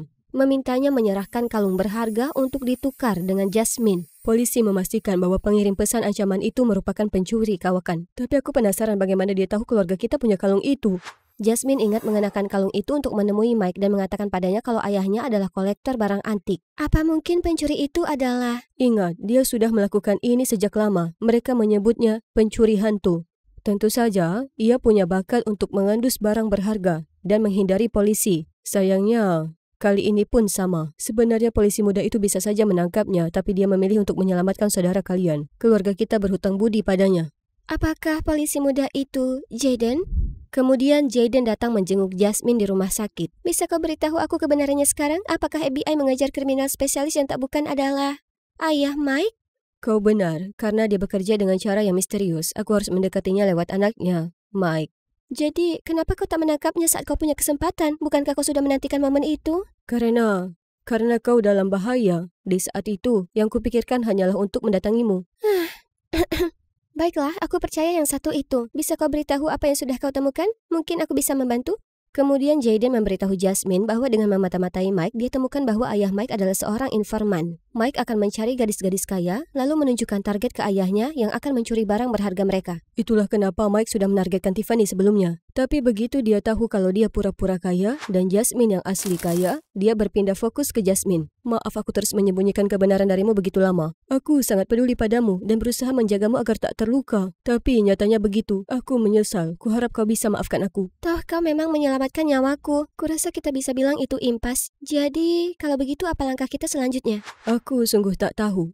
Aku mungkin punya ide. Di tempat lain, Mike dan ayahnya membuat rencana busuk. Aku tak menyangka si pengecut Jaden akan ada di FBI. Jangan khawatir, aku tahu bagaimana menanganinya. Keesokan harinya, laporan pelelangan barang antik membanjiri berita. Pameran sekali seumur hidup dan koleksi pribadi seorang pria akan dilelang untuk penawar tinggi. Koleksinya termasuk barang antik dari seluruh penjuru dunia, termasuk kalung yang katanya milik Cleopatra. Diperkirakan nilainya lebih dari 100 juta dolar. Jalanan juga dipasangi baliho dan spanduk tentang pelelangan itu. Di malam pelelangan, semua VIP dari kalangan atas berkumpul di lobi utama bersiap untuk acara besar itu. Ditambah lagi, ratusan petugas keamanan dan polisi disewa untuk menjaga lelang perhiasan selama 24 jam seminggu. Sebelum lelang dimulai, ayah Jasmine memberikan kata sambutan kepada semua tamu undangan. Hadirin sekalian, saya merasa terhormat menyambut Anda semua dalam acara hari ini. Sebagaimana yang Anda tahu, saya mengkoleksi benda antik sebagai hobi. Jadi untuk membagi kebahagiaan yang dihadirkan koleksi ini kepada saya, keuntungan lelang hari ini akan disumbangkan ke panti asuhan. Pak, apa benar bahwa kalung Cleopatra juga akan dilelang hari ini? Itu benar, tapi sekarang tak ada di sini. Saat ini masih disimpan di tempat yang sangat aman sampai bahkan nyamuk pun tak bisa lewat dan akan ditampilkan saat babak final. Apakah Anda tak khawatir kalau pencuri hantu ahli penyamaran akan mencurinya? Ya, dia tentu saja bisa mencoba. Seluruh hadirin tergelak tanpa menyadari. Dari sebuah sudut, seorang wanita elegan sedang mengawasi mereka semua dengan seringai di wajahnya. Di jam 9 tepat, sementara suara pelelangan bergema di aula hotel, seseorang berkemeja hitam dan memakai ransel muncul di pintu, mencoba memasukkan kunci ke gembok. Berhenti! Tangan di atas kepala. Ketahuan kau pencuri. Aku bukan... Di lobi, kekacauan terjadi setelah diketahui bahwa pencuri hantu telah mendekati barang berharga itu. Jasmine juga sangat gugup. Tak lama, petugas polisi datang naik ke panggung. Saya mohon jangan khawatir, pencuri itu ditangkap polisi saat mencoba membuka pintu. Lelang akan lanjut sesuai jadwal. Semua orang merasa lega dan ruangan riuh dengan tepuk tangan. Di saat itu, wanita misterius dan elegan itu berjalan menuju lift secara diam, menuju ke geria tawang. Dia kemudian dengan cepat menyelinap masuk ke dalam ruangan dan mengambil kalung itu dengan mudah. Polisi-polisi bodoh itu pasti membawa si dungu itu ke kantor polisi sekarang. Dia lalu memasukkan kalung itu ke dalam tasnya lalu meninggalkan ruangan. Tiba-tiba, seorang petugas kebersihan tua menabraknya. Saya minta maaf sekali, Nona. Wanita elegan itu menggerutu, lalu menggunakan pintu darurat untuk bergegas naik ke atap. Di atap, sebuah helikopter sudah menunggu, dengan Mike di dalamnya. Ayah Mike dengan cepat memberinya kalung itu. Saat helikopter lepas landas, para polisi datang untuk menangkapnya. Kami akhirnya menangkapmu, dasar musang. Hahaha, aku masih dapat kalungnya. Aku menang lagi, kalian bodoh. Oh, maksudmu kalung ini? Apa? Bagaimana kau bisa? Ternyata Jaden telah menukar kotak saat mereka saling bertabrakan di aula. Setelah masuk ke dalam helikopter, Mike dengan penuh semangat membuka kotak itu, yang ternyata hanya sebuah mainan dongkrak lompat. Tidak! Setelah polisi membawa ayah Mike pergi, Jasmine dan ayahnya segera menuju Jaden. Terima kasih banyak telah menyelamatkan putriku dan masih menangkap pencurinya. Terima kasih atas bantuanmu. Kami tak mungkin menangkapnya jika kau tak menyusun acara ini. Semua ini ide Jasmine dan acara itu sendiri bukan pura-pura. Semua barang antik yang dilelang malam ini asli dan hasil penjualan tersebut akan tetap disumbangkan untuk amal. Kita berhasil. Kau benar, kita berhasil. Apa yang terjadi pada pencuri lain yang tertangkap sebelumnya? Oh, dia disewa untuk mengalihkan FBI, tapi kami tahu sejak awal dia bukanlah target pencuri kami. Untungnya, berita penangkapan adalah yang kami butuhkan untuk membuat ayah Mike bertindak dan membuatnya mengira dia bisa lolos begitu saja. Sekarang aku perlu tahu bagaimana kau menukar kotak-kotak itu dengan begitu mulus. Apa kau juga tukang sulap? Tidak, aku hanya diriku. Hari berikutnya, Jaden akhirnya mendapat waktu berdua bersama Jasmine, dan akhirnya waktunya untuk memberitahunya semuanya yang tersisa. Ini mungkin bukan wewenangku untuk bicara, tapi aku paham bagaimana perasaanmu, berusaha menjadi seseorang. Ya, inilah pekerjaanku. Tapi bukan tugasmu untuk berubah agar orang lain menyukaimu. Orang yang tepat adalah yang mencintaimu apa adanya. Orang seperti, aku. Jasmine tersentuh. Dia punya banyak hal yang ingin dia katakan, tapi dia cuma tak bisa berkata-kata. Dia menoleh ke arah Jaden dan setelah melihat profil sampingnya, dia tersipu malu. Aku... Apa kau baik-baik saja? Jasmine akan merespon, tapi dia cegukan lagi. Kurasa aku tahu apa yang harus dilakukan.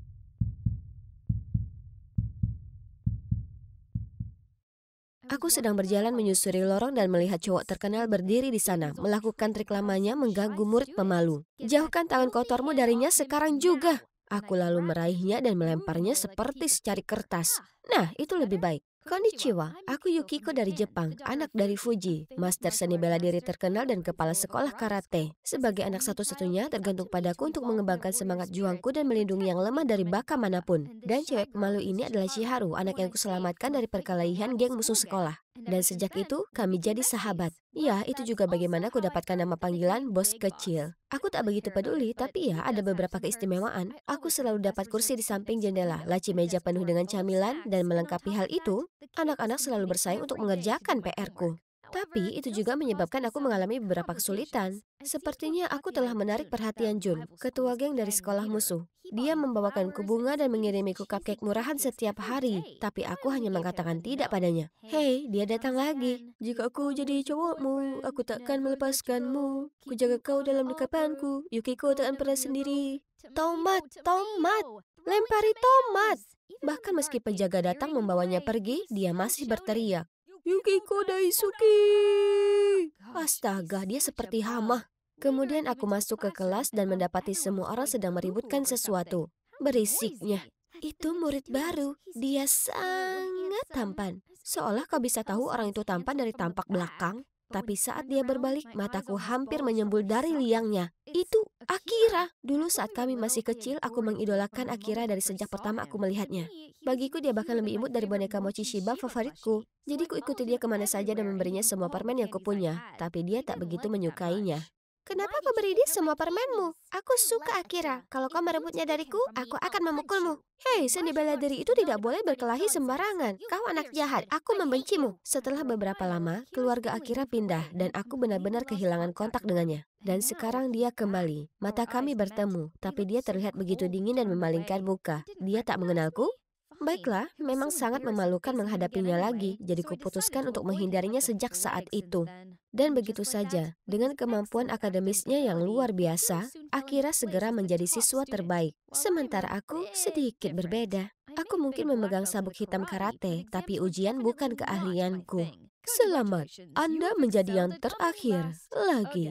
Jadi Yukiko, saya telah menunjuk siswa lain untuk mengajarimu. Tolong jangan sebutkan namanya, tolong jangan sebutkan namanya, tolong. Akira, aku nyaris mati di tempat. Apa ada orang yang bisa melemparku ke Mars, tolong? Astaga, ini sangat canggung. Aku terus menatap ke bawah saat dia berseru. Hai Yukiko, lama tak bertemu. Jadi, dia memang mengingatku? Selama pelajaran, aku tak bisa fokus dan badanku panas dingin. Aku menutup mulut sementara dia asyik dengan ceramahnya. Jika ada yang tak kau pahami, silakan tanya. Kukumpulkan keberanianku dan berkata, kenapa kau tak menyukaiku saat kita masih kecil? Kau masih bertingkah seperti sebelumnya.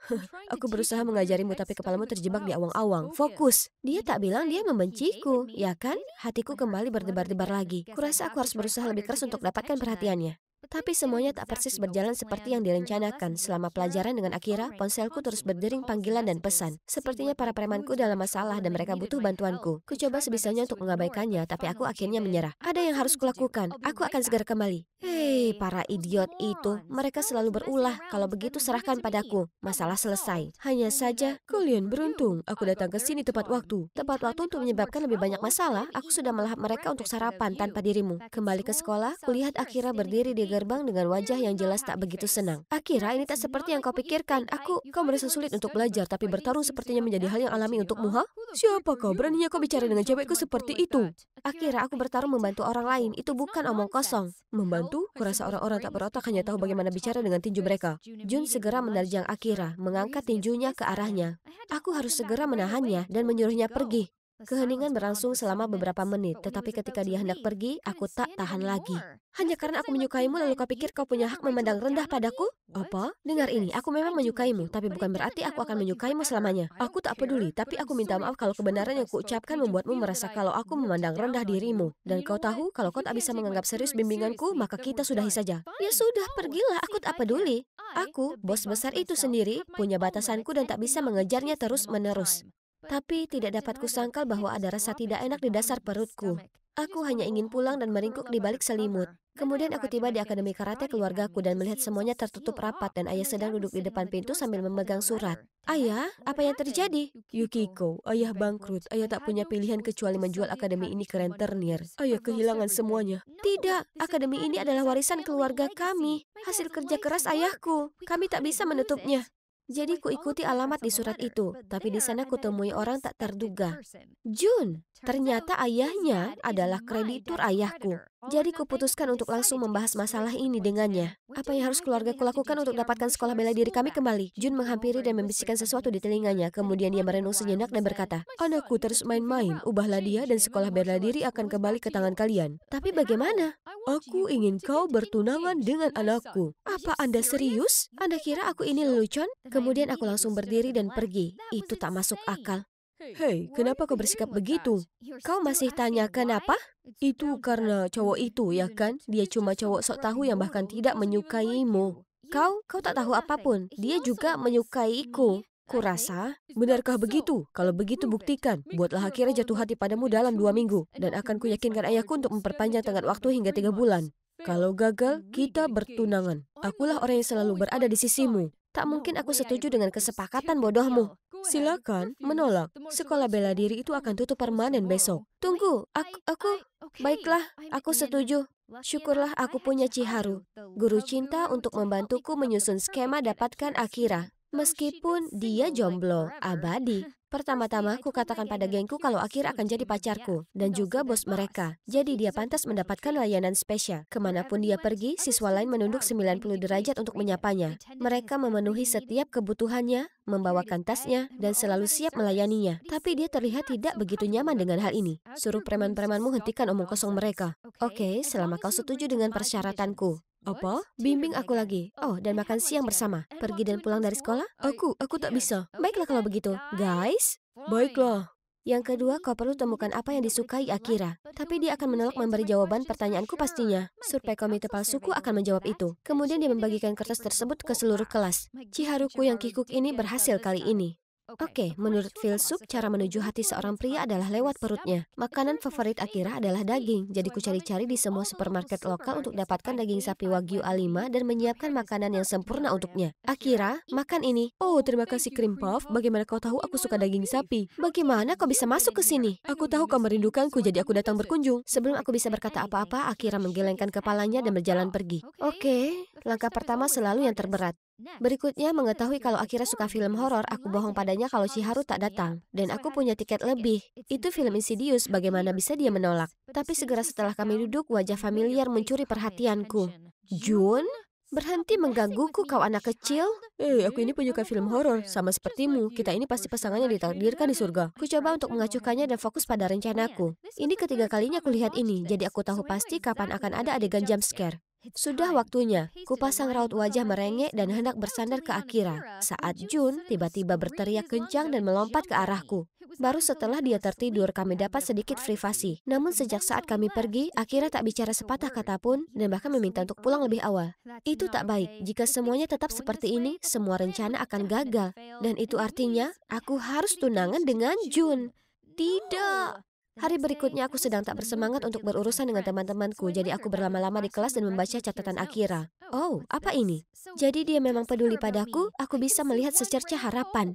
Akira, aku ingin memperbaiki pelajaranku. Bantu aku? Oh, oke. Aku sedang di luar menunggu Akira yang beli bubble tea untuk kami berdua sebelum kami mulai, saat tiba-tiba ada pencuri yang keluar dan merebut tas wanita tua ini. Aku terjun ke sana untuk membantu, tapi dia menjatuhkanku ke tanah lalu kabur. Ini, silakan. Kau berkelahi lagi? Apa kau punya hal lain yang lebih baik untuk dilakukan? Aku tidak Lupakan saja. Gadis muda pemberani ini membantuku. Apa? Tak usah berkata lagi, aku ini orang yang buruk bagaimanapun juga. Kemudian aku bergegas pergi tanpa menoleh ke belakang. Aku sangat bodoh berusaha mendapatkan perasaan orang yang tak peka itu. Kemudian lututku tiba-tiba ambruk. Tepat di saat itu ada tangan yang meraihku lalu dengan lembut membalut perban di lututku. Tinggalkan aku sendiri. Naiklah ke punggungku. Diamlah. Ayo. Aku tak bisa menahan senyum di balik cemberutku dan jantungku berdegup kencang. Aku naik ke punggungnya dan melingkarkan lenganku ke lehernya. Hei, aku minta maaf. Aku tak tahu kalau kau. Tak apa. Apa kau bodoh? Kaki yang terluka masih belum cukup? Itu bukan apa-apa dan kau tak perlu menggendongku seperti ini. Apa aku berat? Apa? Kalau kukatakan ya, apa kau akan lompat turun? Tak mau. Setelah hari itu, Akira berubah terhadapku. Dia ikut makan siang denganku dan bahkan memberiku cupcake imut. Dan setuju pergi ke kafe kucing denganku meskipun dia alergi. Dan kelas-kelas pun berjalan lancar karena dia manis bagaikan lollipop dan menjawab semua pertanyaan konyolku. Suatu kali aku bahkan tak sengaja melihatnya meletakkan banyak sekali perban luka di lokerku. Oh, memenangkan taruhan tak terlihat begitu mustahil kalau begitu. Tapi tiba-tiba seorang gadis mendekatinya. Itu Amaya, cewek paling populer di sekolah. Mereka ngobrol renyah, lalu dia maju mendekat dan membisikkan sesuatu kepadanya. Wajahnya tiba-tiba berubah jadi dingin, lalu dia berjalan pergi. Aku hendak mengejarnya saat ponselku berbunyi. Tak bisa mengajarmu hari ini, aku ada audisi drama. Jadi ternyata Akira dan Amaya keduanya ada di drama ini. Baiklah, kalau Akira Romeo, maka aku harus menjadi Juliet. Aku berhasil ke babak final dengan energi bos besarku, yang artinya aku harus memerankan adegan dengan Akira untuk lihat siapa yang menjadi pemeran utama antara aku dan Amaya. Ya ampun, lihat mereka. Begitu lengket untuk apa? Ular itu di sekujur Akiraku yang malang bagaikan ruam. Jika Chiharu tak terus menahanku, aku pasti sudah melompat ke sana dan memarahinya. Dan sekarang tiba waktuku untuk bersinar. Tapi kenapa wajah Akira muram? Tak masalah, mungkin Akira berusaha menjadi profesional. Kebajikanku tidak terbatas seperti lautan. Cintaku sama menawannya bagai hidung anak anjing. Iya, jadi aku mungkin lupa kata-katanya tapi tidak terlalu buruk. Dia mungkin memilihku karena aku berpikir cepat dan... Aku pilih Amaya, Bu. Hei, kenapa kau memilihnya? Kau seharusnya tak tanya padaku, tanya dirimu sendiri. Kemudian dia pergi dengan Amaya tanpa melirikku. Tapi hari ini akhir dari tenggat waktu 2 minggu. Kukira kau juga punya perasaan yang sama padaku. Hari itu hujan turun. Aku jalan susah payah ke rumah. Semuanya runtuh. Air mata dan hujan jatuh membasahi wajahku. Semua sudah berakhir. Taruhan yang kumainkan, cowok yang kucintai.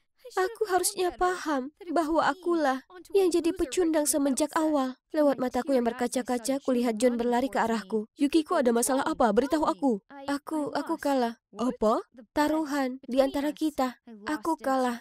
Aku salah soal semuanya. Siapa yang peduli soal taruhan? Kau bisa kena demam. Kau tahu, ayo masuk. Tapi kenapa kau di sini? Aku tidak peduli ini terlambat atau tidak. Aku akan memberitahumu. Aku tahu aku tak sempurna sepertinya. Aku mengatakan hal yang keliru. Aku pelupa sepanjang waktu. Tapi aku bisa melindungimu dan tak akan menyakitimu. Jadi maukah kau menikahiku?